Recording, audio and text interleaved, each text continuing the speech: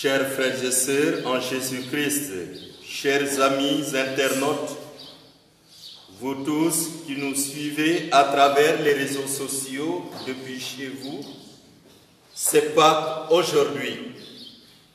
C'est dans une foi commune et avec joie que nous sommes venus autour de l'autel du Seigneur pour célébrer l'événement central de notre foi chrétienne, c'est-à-dire la résurrection de notre Seigneur et Sauveur Jésus-Christ. En effet, Jésus a communié à nos souffrances et à notre mort, mais il est à jamais vivant. Aujourd'hui, il nous invite à communier à sa résurrection, c'est-à-dire à sa vie, à sa joie, à son amour universel pour tous nos frères et sœurs.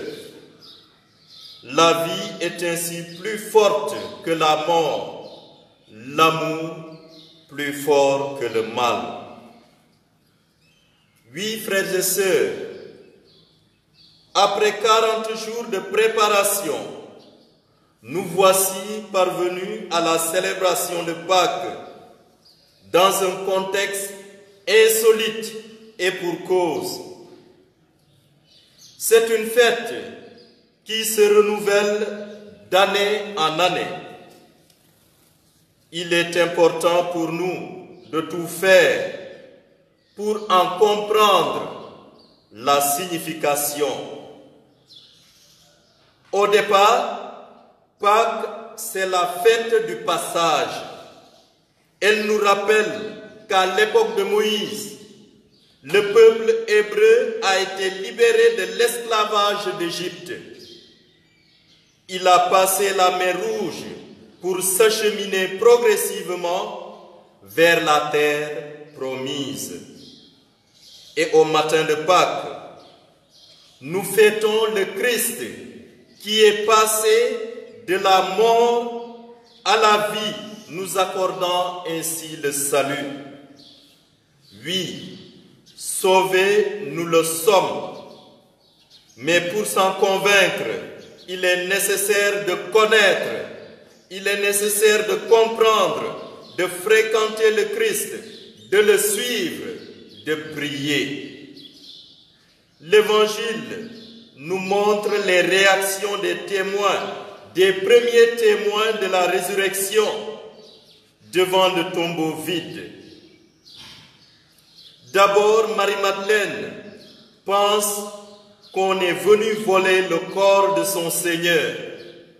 Ensuite, Simon-Pierre, quant à lui, regarde le linceul et le linge en nous donnant beaucoup de détails matériels, mais rien de ce qu'il pensait. Et enfin, Jean, par contre, entre, il voit et il croit. C'est lui-même qui le dit. C'est l'amour qui ouvre les yeux de Jean à l'intelligence des signes. C'est lui qui nous précise que jusque-là, les disciples, donc lui-même, n'avaient pas compris qu'il fallait que Jésus-Christ ressuscite d'entre les morts. Nous avons aussi entendu ce récit des Actes des Apôtres après la résurrection, où Pierre fait un discours au centurion Corneille. Pierre, celui qui avait si peu manifesté ses sentiments le jour de la résurrection, a compris, avec le temps, avec le souvenir de ce qui s'est passé, avec la prière, les signes qui sont devenus clairs, au point d'expliquer à cet étranger la mission de ceux qui ont vu vivre Jésus, de ceux qui l'ont vu mourir. Il lui explique qu'ils sont les témoins privilégiés de sa résurrection, puisqu'ils ont bu et mangé avec lui. Il définit en nos mots cette mission qui leur est confiée.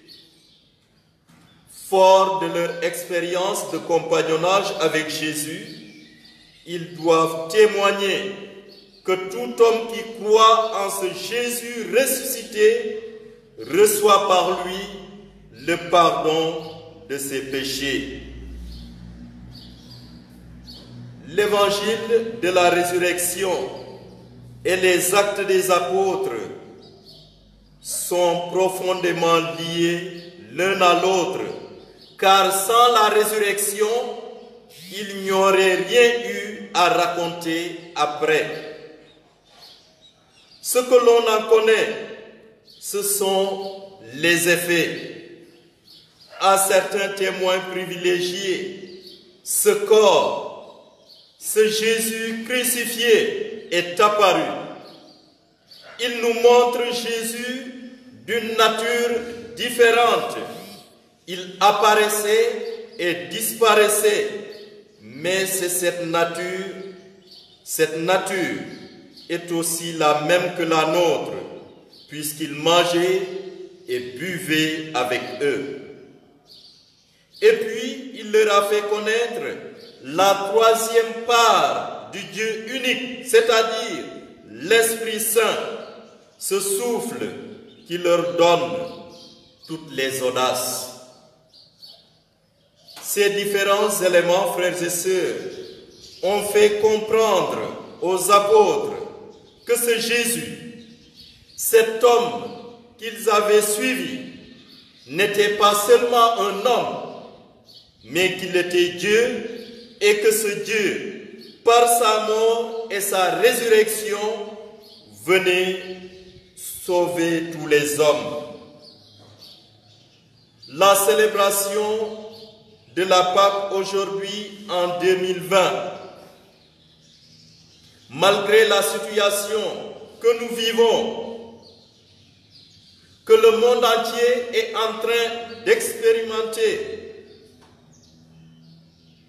la célébration de la Pâque montre donc que nous croyons au témoignage des apôtres.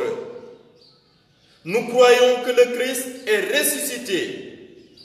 Nous croyons qu'il est Dieu et que l'Esprit de Dieu nous est donné.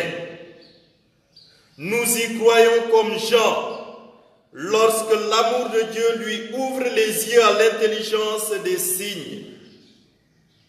Nous y croyons comme Pierre, qui a découvert qu'il lui fallait annoncer que Jésus est bien le Dieu ressuscité qui accorde son pardon à ceux qui croient en lui. Oui, c'est Pâques. Christ est ressuscité. Montrons aux hommes qui nous entourent, ceux que nous rencontrons, que nous sommes sauvés. Ayons aux yeux cette flamme de la foi et ayons dans le cœur le souci de continuer d'écrire les actes des apôtres dans notre Église si éprouvée aujourd'hui. Au-delà de nos déceptions et de nos découragements, le Christ vivant nous appelle à ressusciter à l'espérance et à être des ferments de résurrection dans ce monde. Acceptons aujourd'hui alors d'être ressuscités, c'est-à-dire de sortir de notre péché pour nous laisser transformer par la force, par l'amour et par la lumière du tombeau. À toutes et à tous, je souhaite une joyeuse fête de Pâques, que la lumière du Christ ressuscité dissipe les ténèbres de notre monde. Amen.